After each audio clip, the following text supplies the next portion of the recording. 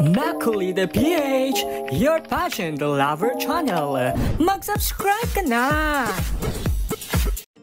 Nagkakagulo ngayon online matapos kumalat ang isang video clip mula sa sesyon ng Sangguniang Panlalawigan ng Quezon, kung saan inakala ng ilang netizens na minamaliit umano si Miss Universe 2025. Third runner-up Atisa Manalo sa usapan tungkol sa kanyang nalalapit na homecoming parade. Sa sobrang bilis ng pag-viral ng clip, marami agad ang nag-react.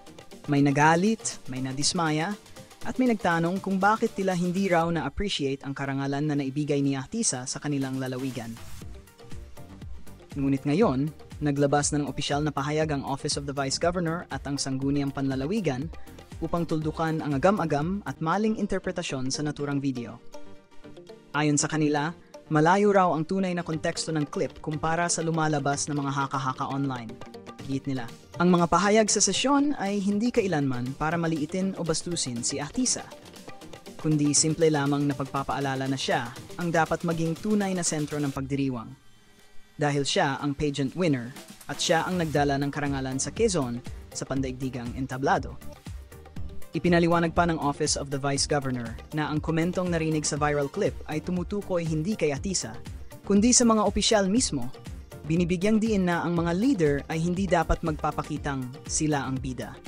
Dahil ang event ay para kay Atisa at para sa mga Quezonian na proud sa kanyang tagumpay. Ayon pa sa kanila, mas mainam na panoorin ng publiko ang buong sesyon para malinawan at maiwasan ang maling pagbibintang. Dagdag pa nila, buong-buo ang suporta ng pamahalaang panlalawigan para kay Atisa at patuloy ang kanilang paghahanda para tiyaking magiging engrande. Organisado at tunay na makabuluhan ang kanyang homecoming activities. Anila, si Atisa ay inspirasyon ng kabataan at pride ng Quezon at nararapat lamang siyang kilalanin ng may pinakamataas na respeto.